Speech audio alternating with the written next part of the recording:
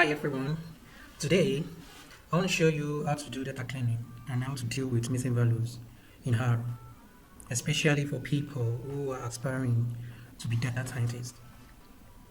Data cleaning is one of the most crucial and significant aspects of data science. If care is not taken, you can expect to spend up to 85% of your time cleaning your data.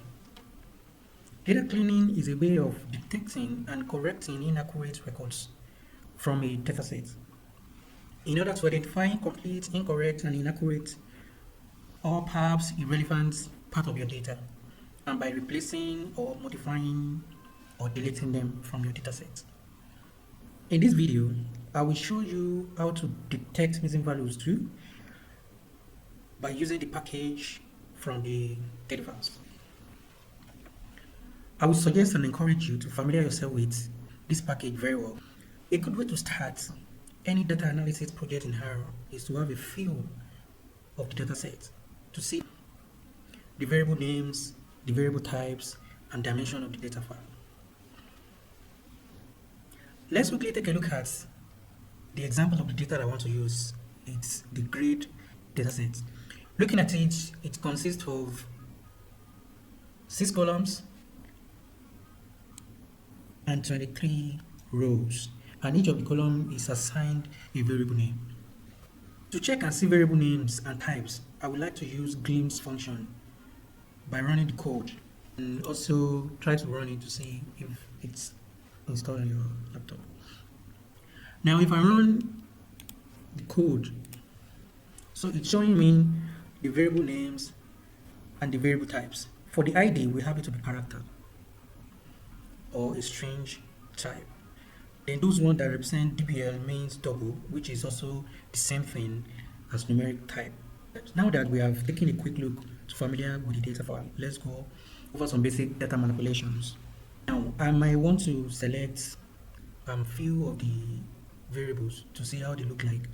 For instance, now if I run the code, I have my data looking like this for the assignment, the tutorial, and the take home.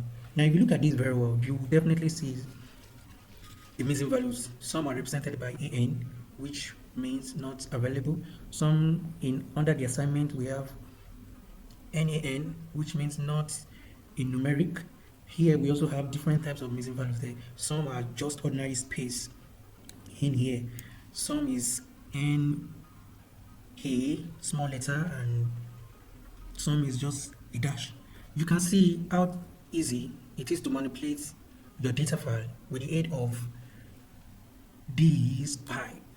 This is called a pipe. Pipe is a very useful operator that allows us to organize our code by eliminating or removing nested parentheses so as to make the codes more readable by chaining functions together. It's a very good function to use in order to put and organize your codes. Though this way of coding might seem a little bit strange at first if you are not familiar with it before, but if you are familiar with it, you will definitely agree with me that it's a very good way to actually organize your codes.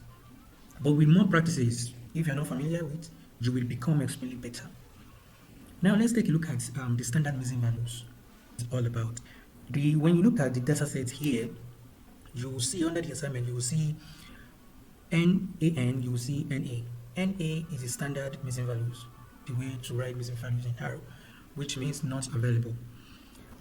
Let me start by showing you the standard missing value that R recognizes from the dataset. Take a look at the assignment column. We can see that there are 6 missing values. We can now use the function s.ne for us to look at how the missing values is. Now, let me show you. This is the missing values we have, and if I run the next code, it shows the false values, shows the values that are there, while the true values shows the missing values. Then we can see how many true values are here. 1, 2, 3, 4, 5, 6. So we have 6 missing values. These missing values sometimes can be represented as AN, not available as I mentioned, or not a number or numeric.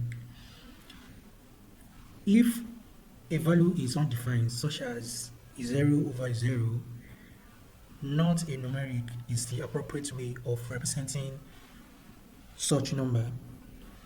Instead of using sis.an function, we can use is.nan function to see those ones who are represented by not a numeric or not a number. Let's summarize these data sets. We can use distinct function to look at distinct values that show up in the assignments column. If we run this code, we can see distinct values that are there. To get a quick count of distinct values, I will use the summarize functions to get a quick of that. Now it means that we have 17 distinct values. This returns a simple table with a column that we named P for the count distinct values in the assignment column. What we are after is a count of missing values. There. As we can see, the number of missing values is 6. Maybe we want to do multiple things at once. For example, if we want to get a unique count values, missing values, and the median values of any of the variables, is how we can do this using summarize functions. Now, we can see the number of distinct values, we can see the number of missing values, and the median of column assignments. This produces an organized little table of summary data. Since I have identified the missing values, let's replace them with median values of assignments. To do this, I will use the mutate function to do that. So if I run, I can see that the missing values are replaced with the median value in all the spots of NA under the assignment variable column. Just to double sure and check if this actually really worked, let me print out the whole table again.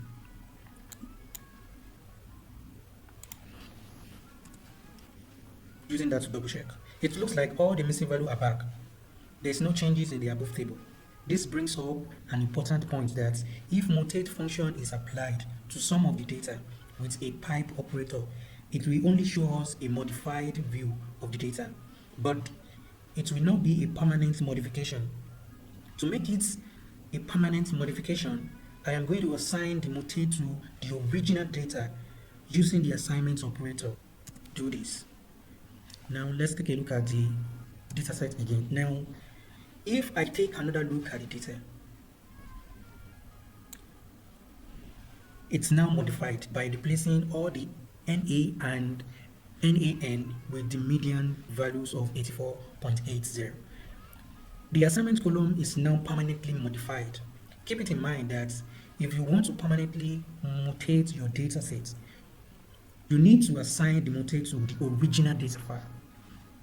Now let's take a look at the second way of doing missing values, of identifying or detecting missing values, which I call non-standard missing value. Many a times, you may not be lucky enough to have all standard missing value typed as mentioned earlier that R will recognize right away. Let's take a look at the tutorial column to see what I am talking about. There are 3 different missing values there. If you look at the tutorial, there's one like n over a, there's one like an, there's another one small an, which show 3 different types of missing value. In column assignment, we saw that I recognized NA and space as missing value, but what about small na, and what about n/a? Let's look at the tutorial column and use is.na to see if R recognizes all the missing values.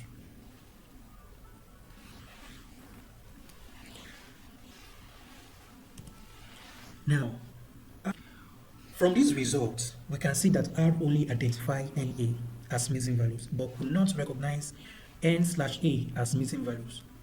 Let me use the summarize function to see how many missing values are found. The count results shows that R only found 2 missing values. For R to recognize NA and n/a as missing values, I will need to replace both with NA. I will use mutate function to replace them with the correct missing values type that R recognizes. Take another look. the missing values. Checking the tutorial column now, we can see that all the missing values have been correctly identified by R. Now we can see that R has picked up all the 8 missing values. R assumes that the tutorial column values are characters. We can now confirm this with glimpse functions.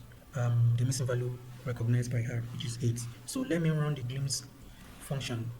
Now we can see that R recognizes to be character, CHR, represent character, but it's supposed to be a numeric. So we need to change it to numeric value. So to do that, I will run this code. So let's see again if it has been changed. Now we can see that NUM represent numeric, which is what we need to do. Missing values with dash. That's another area I want us to quickly look at, like the data file take home. If you look at the data file take home, you will see there are dash, space, and we also have dash and space in that data file. So if you have something like this, what is going to happen? The missing values are represented with dash and empty cells. Let's see what R thinks about this column variable take home. Now we can see the dash, the space. We can see that R does not even recognize any of these things as missing values. We can run this code to replace the dash and the space with NA. So let's take a look at all the missing values have been replaced, and it shows up now. We look at them and we can see it. Now we can actually replace it with unavailable if you want to do that. So to do that, just run the code and see that again. Now you can see that all of them have been replaced to be unavailable. This is the simple way of doing the missing values to detect it in R. We can say that all the missing values have been converted to a new category called unavailable. Sometimes there is a reason why values are missing, so it is very good to keep that information in mind to see how it influences the results in our model analysis. In a nutshell, throwing out missing values might not always be the best idea. Treat the missing value the way you want your results to be.